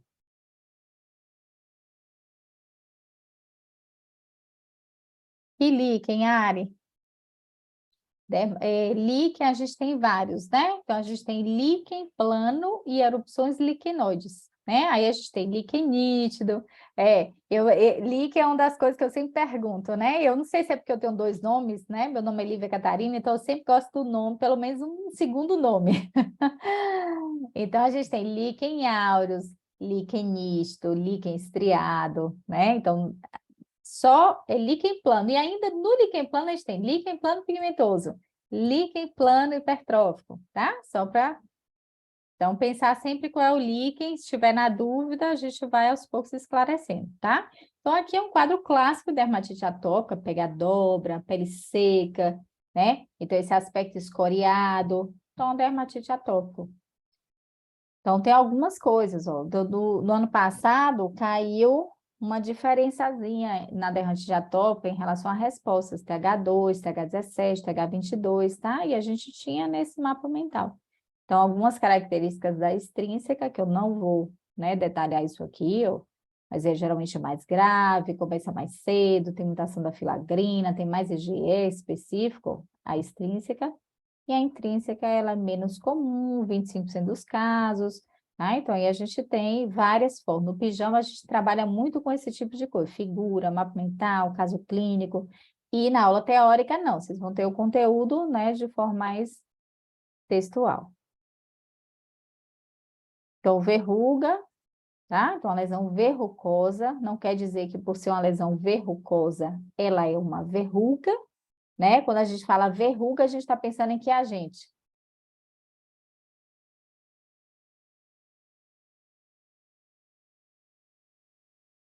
Então, falou em verruga verdadeira, a gente pensa em HPV, né? Agora, falou em lesão verrucosa, podem ser várias coisas, né? Por exemplo, até uma ceratose seborreica pode ser verrucosa. Então, quando eu falo verrucosa, tem a ver com a papilomatose, que a gente vai encontrar no anátomo patológico, que a gente vai aprender que a gente não pode estudar separado imunologia, patologia, a gente tem que estudar porque tudo acontece, o que a gente vê na pele, a gente está tendo uma coisa por baixo ali acontecendo no micro para a gente ver na macro, né? Então, quando a lesão é papilomatosa, a gente vê um aspecto verrucoso. Verruga vulgar é HPV, né? Outra lesão verrucosa, né? Então, lesão verrucosa com esse aspecto na região peniana, a gente pensa em quê?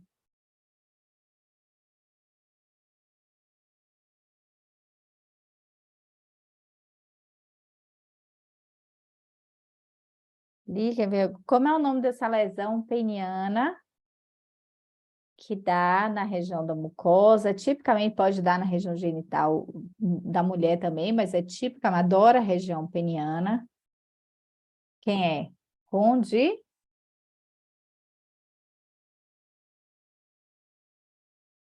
meu nome disso aqui? Condiloma culminado, tá? Lesão mucosa tipicamente associada por HPV. HPV de baixo risco, certo? 6 e 11. Condiloma. E aqui? Como é que é essa descrição aqui? Que lesão elementar é essa?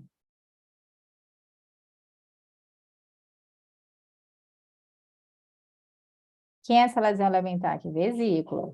Então, são vesículas agrupadas sobre base eritematosa. Herpes, e aí a gente sabe que pode ser herpes simples, herpes zoster, vai depender da orientação. Eu botei lá no seu quarto. Vai depender da disposição, né? Para a gente pensar em herpes zoster, a gente teria que ver mais coisa. Teria dizer aqui que está seguindo um trajeto. Se a gente não vê, a gente pode pensar em herpes simples, tá? Então, aqui teria que ter mais dados, certo? Pode ser herpes simples, pode ser herpes zoster, uma lesão de perfil do vírus herpes, né? E aqui, Que lesão elementar é essa?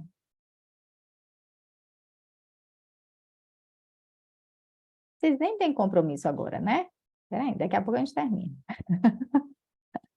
Vocês não fazem nenhum compromisso de terça e quarta, tá? Esquece os compromissos, fala assim, ó, quinta, cedo. Não faz. Faz compromisso com a gente. Ó, pústula. Ok. Pústula é uma lesão que pode ser primária ou secundária. Por exemplo, um herpes simples infectado pode ter pústula, certo? A vesícula infectada por bactérias se transforma em pústula.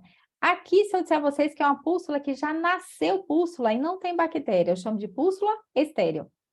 Então, as pústulas estéreis estão associadas a um grupo de doenças que a gente chama de dermatoses neutrofílicas, certo? Daí a gente tem várias. E outras doenças também podem ter pústula estéril. Algumas foliculites, que você não tem agente bacteriano, então foliculite eosinofílica de Ophuge. A gente tem várias doenças neutrofílicas que podem dar, então pega, né, que é uma farmacodermia, Sneddon-Wilson, que é a pustulose subcórnea. A gente tem psoríase pustulosa, que não tem agente, né, que é uma pústula estéril. Então, lembrar que pústula pode ter a ver com infecção, que é a atração de neutrófilo, ou ela pode ser pústula estéril, que é a atração de neutrófilo sem ter a ver com agente infeccioso, tá certo? Então, cuidado. Então, aqui é uma pústula, é uma pustulosa. Não dá para a gente saber qual é aqui, tá? São infinitos diagnósticos diferenciados. O impetigo da pústula, né? Ok.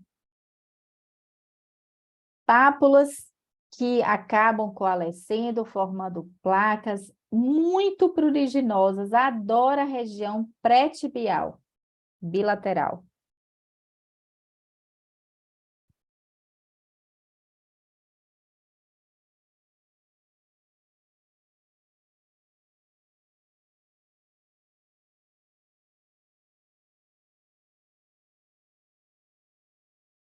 E aí? Coça muito, adora a região pré-tibial, é uma doença de depósito. Uma das formas dessa doença é uma mácula que coça bastante, que é tipicamente aqui na região interescapular. Aí a gente tem a forma maculosa e tem uma forma que é com esse aspecto de líquen. Alguém lembra disso? Aqui é um líquen amiloidótico. É uma forma de amiloidose de padrão liquenoide, tá? É amiloidose papular. Isso coça horrores. Tipicamente é pré-tibial, tá? Mas pode dar em outros locais. Líquen amiloidótico. Aqui, vamos terminando. O que que a gente está vendo aqui? Que lesão elementar que tem aqui?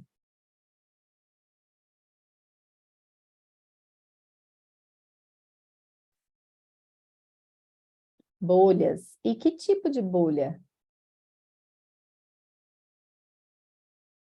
Falou depois lembrou falou pro exatamente, líquen amiloidótico. É exatamente essa linha. Exulceração, bolha rota. E quando a bolha é muito rota, assim, você quase encontra a bolha, né, nítida aí, a bolha sempre é uma bolha rota, uma exulceração, eu chamo que essa bolha é o quê? É a descrição clássica para a gente classificar uma bolha flácida. Aqui, ó, é bolha flácida, tá vendo? Ela murcha, ó, rapidamente e dá exulceração. Então, aqui o paciente tem bolhas flácidas. Por que isso é importante? Porque se cair na prova, por exemplo, lá, paciente apresentando bolhas flácidas, eu vou esquecer todas as subepidérmicas. Eu não posso pensar em pemphigoide bolhoso, não sei o quê, porque aqui bolha flácida é sinônimo de bolha intraepidérmica, tá? Que é o grupo dos... Que grupo é de bolha flácida?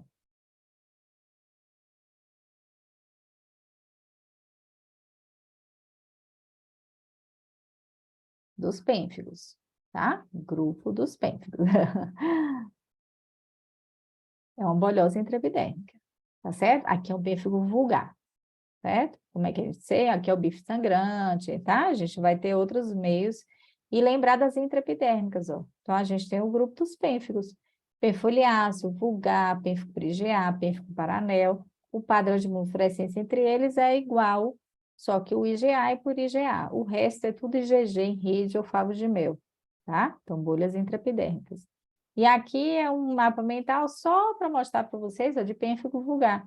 Então, tem várias características, os alvos antigênicos, algumas características especiais, como é que a gente tem os anticorpos de atividade de remissão, os tipos, né, as variantes de pênfigo vulgar, que a gente tem o vegetante, isso aqui vocês vão aprender mais para frente. E aí, agora, é diferente, que bolha é essa aqui? Como é que eu chamo essa bolha? Bolha?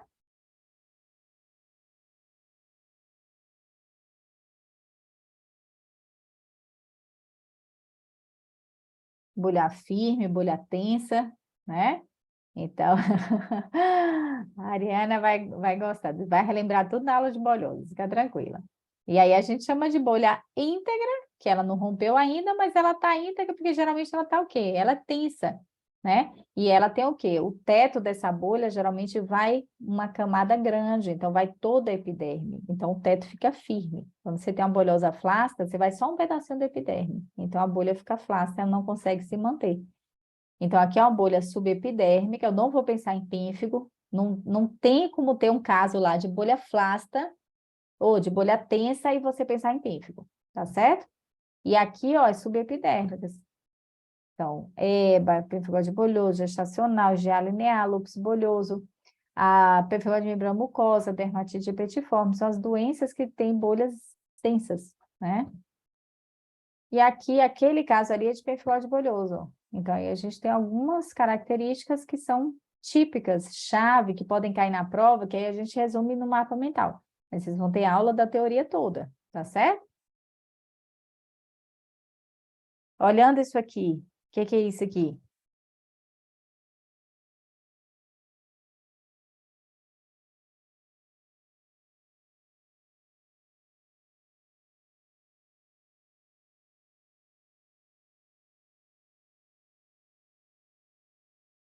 Vou dizer uma tríade que caracteriza isso aqui. Lesões atróficas necróticas. Ok, vamos lá. O paciente tem aumento de volume da região afetada, concordam? Olha o volume disso aqui. Está aumentado ou não está? Então, tem aumento de volume. O paciente aqui tem fístulas e ele tem os grãozinhos, que é a imagem mais difícil, mas eu vou dizer a vocês que ele tem essa tríade. Aumento de volume, fístulas e grãos. O que é que caracteriza essa tríade? Que doença é essa? Quem sabe?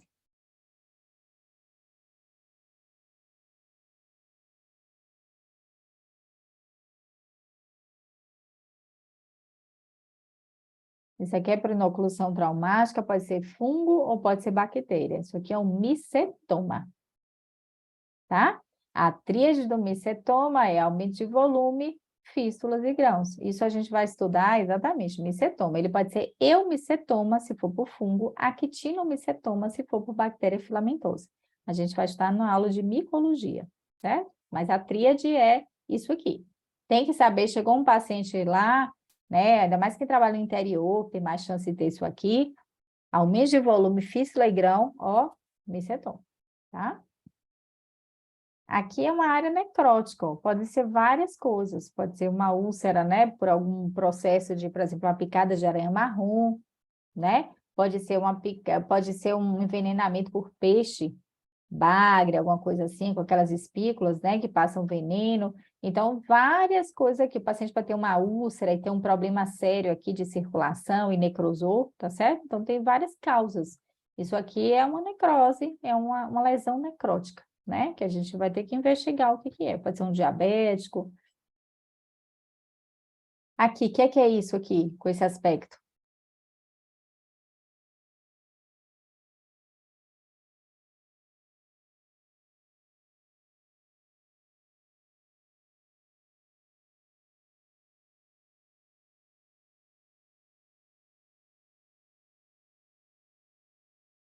E aí? Quem é? Que tipo de lesão é essa que vai ter nesse aspecto linear? Como é o nome desse fenômeno? Provavelmente a paciente aqui, ó, coçou, teve alguma coisa, fenômeno de Kebner, tá? Aqui é um Kebner, poderia ser, Carol, um líquen, né? Um líquen plano linear, né? Mas geralmente o líquen plano linear, ele vai e segue um trajeto maior, tá? Geralmente. Aqui, ó, a gente tá vendo várias áreas. Aqui, provavelmente, a pessoa coçou e fez o Kebner. Isso aqui parece uma psoríase, ó. Lesões eritematosas, eritema escamativas, né? Escamas grosseiras e fenômeno de Kebner. Kebner pode dar em líquen plano, vitiligo, vascular, muitas doenças podem dar Kebner. E aqui, quando tem esse aspecto aqui, eu digo que tá o quê? O paciente, as lesões seguem o quê aqui?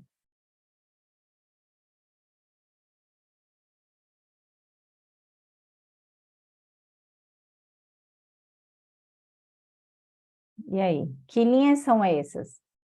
Linhas de Blasco, tá? Lembre que dermátomo a gente tem a ver com o nervo. O dermátomo é uma área que é inervada por aquela inervação, tá? Então, dermátomo. Por isso que Zoster adora dermátomo, que é onde o herpes zoster, que é o herpes varicela zoster, o vírus varicela zoster, ele se aloja em gânglios neurais, né? E aí ele vai reativar e ele pega aquela área inervada, então ele segue um dermátomo, ele respeita geralmente um dermátomo. Aqui são as linhas de Blasco. Linhas de Blasco são linhas, né, embrionárias que a gente tem, que são migrações de várias células, né? Então, tecido ectodérmico, mesodérmico, então a gente tem linhas embrionárias. Então, aqui é uma doença, né? Aqui é um nervo epidérmico, que tem uma distribuição linha de Blasco. A gente tem várias doenças que a gente precisa conhecer que seguem linha de Blasco. Tem incontinência pigmentar, tem várias doenças, discromias, hipercromias que seguem linha de Blasco, tá bom? Então, aqui é o nervo epidérmico verrucoso. E aqui? Vamos acabando. Areata. Vocês percebem que aqui a gente não vê área de atrofia? Pelo menos assim, claro que a gente precisa fazer uma dermatoscopia e tudo, mas aqui a gente vê ó, o couro cabelo limpinho, né? Então a gente não vê. Então agora a gente pensa em alopécias de perfil não atrófico, não cicatricial. Então a areata é uma ótima opção. O que mais pode dar esse perfil aqui? Ó, o paciente jovem, né? Masculino, com essa alopécia toda doidinha aqui. Tem que pensar em que doença? Tem que pensar em sífilis, tá bom? Que seria alopecia em... Como é o nome daquela alopecia típica da sífilis? Quem lembra? Alopecia em... É alopecia em clareira, certo? Alopecia em clareira. Aqui, ó, por que que a gente fica mais na dúvida, né? Por causa de paciente homem, jovem, né? Com essa alopecia, tem que investigar a sífilis, certo? Mas aqui é um quadro de areata, tá? Eu tirei de uma areata, mas faz diagnóstico diferencial. Tinha CAPTES, poderia fazer diagnóstico diferencial com tinha tricofítica, tá? Várias lesões, mas um homem dessa idade não é comum, então poderia ser um imunossuprimido, né? Para tinha CAPTES, por exemplo. E tinha CAPTES gosta de ter descamação, né? Então geralmente tem um quadro mais exuberante. Aqui é uma alopecia não cicatricial. Mas ali é uma areata, que tem um enxame de abelha no AP e tem algumas características. Então, a areata tem o quê que a gente vai ver na dermatoscopia? Tricoscopia pelo velos, ponto preto, pelo pelágico, né? A gente tem uma alopecia não cicatricial, tem algumas formas, ó, isso aqui é um slide do intensivo, onde eu coloquei algumas coisas assim típicas que tem que saber, uma forma específica, tá certo? O fenômeno Maria Antonieta. Então, a areata é uma doença comum na vida e na prova. Então, tem que saber tudo. Vendo uma úlcera dessa assim, bonitinha, pensa em quê?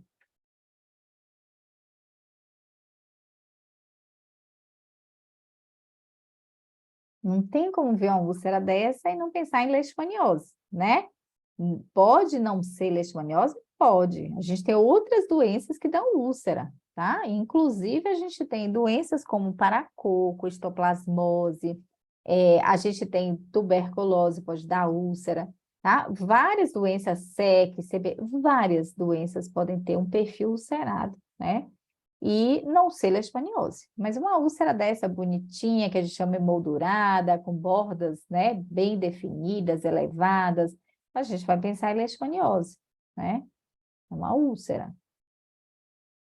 Aqui é uma lembrancinha, ó, para a gente lembrar que tem as formas amastigotas que a gente encontra no hospedeiro, né? No hospedeiro, que no caso é o homem ou o outro bicho, e aqui é no hospedeiro invertebrado, que seria no vetor, né? Que seria no mosquito. Então, a gente tem as formas amastigotas no exame direto, né, no anátomo patológico, e as forminhas promastigotas que são flageladas no vetor, no mosquito. E aqui, acho que esse é o último dos casos. Cadê vocês, gente? Aparece aí, Carol. Aparece aí que a gente já está quase terminando. E aí, e esse aqui? Uma dermatite, mas o que chama a atenção, Ari, desse paciente, que cor é essa aqui? Vocês vão ver que eu falo muito em cores, não é à toa que a gente tem o dermatoarte, né? Então, eu aproveito a gente ver as cores, tá? Para poder ajudar a gente, ó. Então, que tipo de crosta tem aqui? Como é o nome dessa crosta amarelada? Tem um nome específico. A gente chama crosta cor de mel, melicérica, tá? Crostas melicéricas tem a ver o quê? Com dessecção de lesões pustulosas. Então, aqui, provavelmente, o paciente fez pústula, pode ser lesão impetiginizada, super ótimo. Então, o paciente pode ter ou um impetigo comum, que adora essa região, ou o paciente pode ter uma lesão impetiginizada, pode ter um herpes impetiginizado, pode ter várias coisas, inclusive dermatite perioral, tá? E a gente tem dermatite atópica, né? Molusco impetiginizado, herpes simples, um monte de coisa, tá? Que seria infecção de estáfilo e estrepto nas lesões de base, certo? Aqui é um impetigo comum. Certo, gente? Então, essa aula eu acabo aqui, a gente tem outras coisas, mas a gente vai falar na próxima aula, tá? Eu vou pedir para vocês fazerem uma análise em relação ao que a gente colocou, daquelas perguntas, em relação ao cronograma. Amanhã a gente vai mandar um questionáriozinho para vocês responderem, coisa básica, para eu conhecer um pouquinho de vocês, tá bom? E agradecer, né, por vocês estarem aqui. Para quem é aluno, né, sejam bem-vindos. A gente já começa, a gente vai ter muito conteúdo, mas o TED Pijama é sempre esse perfil, tá? De muito quiz, muita coisa assim, dica, coisas divertidas. E a aula teórica a gente começa em abril, certo? Que eu espero passar a prova para a gente começar as aulas teóricas. Muita gente entra depois, né, que faz a prova, que a prova é dia 2 de abril. Então, muita gente só entra no extensivo de novo quando, infelizmente, não passa na prova, né? Infelizmente, a porcentagem de pessoas que passam nessa prova não é tão alta. Então, né, a gente aí tem um fluxo grande de aluno. Então, a gente faz o início mais assim, um pijama, as orientações e todas as aulas ficam gravadas para vocês assistirem quantas vezes quiserem. Mas a minha orientação é que vocês assistam sempre que puderem ao vivo, que vocês participem, porque quanto mais a gente participa, a gente aprende. O aprendizado ele é feito de várias formas, e a forma que mais a gente fixa o conteúdo é participando, é respondendo, é errando, tá? Porque aí vocês vão aprendendo, inclusive, pelo erro, tá certo? Então, fico muito feliz, agradeço aí pela companhia, tá bom? A gente, teoricamente, acabaria às 9, depois às 9h30 e agora às 10, mas agora a gente acaba, tá bom?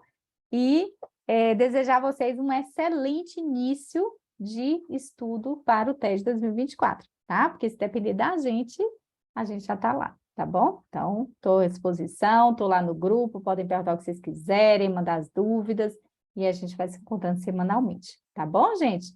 Um beijo, depois deixa o feedback aí, deixa lá no Instagram, deixa no grupo. Ah, obrigada. Sejam bem-vindos, tá? E espero todos vocês aí para a gente fazer essa caminhada juntos, tá bom? Ó, beijo grande. Fica com Deus, viu, gente? Tchau, tchau. Estou à disposição. Beijo grande.